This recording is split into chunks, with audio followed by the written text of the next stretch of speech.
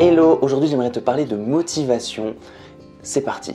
Il y a quelques temps, je parlais avec une personne qui a un magnifique projet et puis la personne me disait qu'elle avait du mal à faire décoller son projet, que c'était compliqué, etc.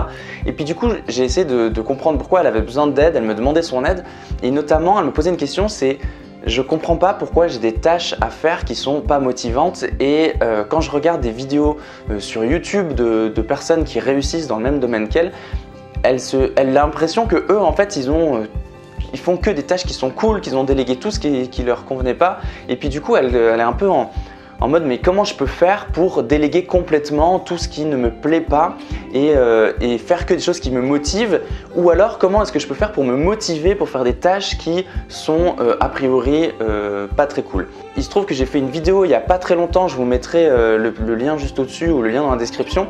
J'ai fait une vidéo il n'y a pas très longtemps sur comment se motiver quand on a des tâches à faire qui sont pas très motivantes ou en tout cas qui ne nous motivent pas nous-mêmes. Moi par exemple c'est la compta, j'ai du mal à m'occuper de toute la compta etc. En tout cas que ça me motive et du coup bah voilà, j'explique dans la vidéo comment je m'y prends pour être quand même motivé pour faire ça. Mais c'est sûr que ce que la personne me disait c'est j'ai essayé de mettre en pratique les choses que tu dis mais j'y arrive quand même pas, je suis quand même pas motivé. Et en fait je vais vous dire une chose, si vous êtes dans ce cas-là, c'est normal. En fait, on ne peut pas être tout le temps motivé dès qu'on fait quelque chose. On ne peut pas être tout le temps motivé sur toutes les tâches qu'il y a à faire pour un projet, pour une entreprise, que vous soyez un artiste qui crée un album, que peu importe votre projet. Ça ne peut pas tout le temps être motivant, c'est normal. Et il y a un moment donné où il faut arrêter de chercher pourquoi c'est pas motivant, comment se motiver, etc. Parce que vous allez perdre énormément de temps et en fait, vous allez prendre plus de temps à trouver une solution pour que cette tâche elle soit motivante que le temps que ça prendrait à la faire. Donc il y a un moment donné, il faut arrêter de réfléchir. Il y a un moment donné où il faut juste réaliser que les gens sur YouTube, sur Facebook, sur Instagram, etc. ne vous montrent pas tout et que même les gens on a l'impression qu'ils ont une vie de rêve, en réalité, ils ont une certaine partie de leur vie qui est géniale et puis ils ont une certaine autre partie qui est un peu plus ennuyeuse. C'est normal. Moi, il y a une grosse partie de ma vie d'entrepreneur qui est extraordinaire où vraiment je m'éclate et il y a une autre partie de ma vie d'entrepreneur qui est beaucoup plus difficile et qui demande juste de faire des choses qui ne sont pas forcément motivantes, qui sont pas forcément, c'est pas forcément le kiff de les faire, mais il faut les faire. Il faut faire comme ce slogan qui dit just do it, juste fais-le, fais-le. Arrête de réfléchir, arrête d'essayer à ce que ça soit motivant. Il y a des tâches qui ne seront jamais motivantes pour toi, juste fais-les. Prends-toi en main, dis-toi ok, aujourd'hui je fais ça, tu le fais point barre, sans réfléchir à ce que ça va être motivant ou pas. Il y a des journées où personnellement je vais passer peut-être 4 heures dans ma journée à faire des choses qui sont pas motivantes, mais c'est comme ça, c'est pas grave, je l'ai fait et puis après j'aurai quelque chose de motivant derrière. Et en fait dans tout projet, si on veut les choses motivantes, il faut aussi passer par les choses qui sont moins motivantes. Après, une des choses qui peut être utile, c'est de réfléchir ensuite comment est-ce qu'on peut essayer de minimiser le nombre de choses qui ne nous motivent pas à faire. Donc ça peut être soit en ayant un associé qui aime faire les choses que nous on a un peu plus de mal et inversement. Ça peut être en employant quelqu'un, en sous-traitant à quelqu'un, en demandant à d'autres personnes, etc.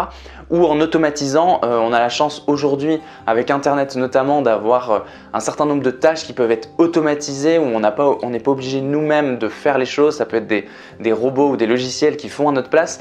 Donc oui, on peut trouver des moyens pour minimiser tout ce qui est ennuyant, tout ce qu'on n'a pas envie de faire, mais on ne peut pas complètement l'arrêter et je pense que il ne faut pas chercher forcément à tout le temps vouloir que tout soit motivant, mais plutôt il faut se donner à fond et se dire ok, là j'ai quelque chose de pas motivant à faire, je le fais, comme ça c'est fait, et puis après on n'en parle plus et après je peux passer à quelque chose de plus motivant. Et ensuite une fois que vous l'avez fait, cherchez à l'automatiser. Mais vous ne pouvez pas chercher à déléguer quelque chose, chercher à automatiser quelque chose que vous n'avez pas vous mis en pratique. Ça c'est vraiment important, c'est qu'on entend souvent des gens qui essayent de déléguer par exemple la compta de leur boîte, ils essayent de tout déléguer tout de suite. Et ça peut marcher, dans certains cas ça marche, mais c'est toujours mieux, en tout cas si vous ne connaissez rien à la compta, de pas forcément déléguer trop vite, mais de quand même un peu en faire, surtout au début quand c'est facile, quand vous n'avez pas trop d'employés, etc. Où c'est assez simple, faites-le vous-même, ça va vous permettre de comprendre comment ça fonctionne et de du coup pouvoir trouver une personne qui va être compétente pour le faire. donc si vous déléguez ou si vous sous-traitez, et de savoir aussi qu'une personne vous mène pas en bateau. Parce que typiquement, si vous y connaissez rien, vous pouvez tomber en sous-traitant à un comptable qui va pas forcément faire les choses correctement, etc. Vous ne saurez même pas, puisque vous connaîtrez rien au domaine, donc vous ne saurez pas si la personne vous mène en bateau ou pas.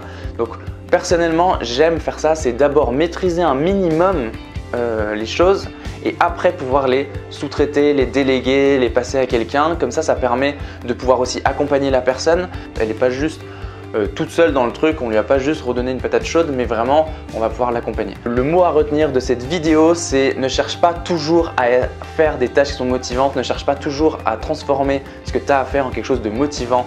Il y a des jours où il y a certaines tâches où il faut juste les faire, donc just do it.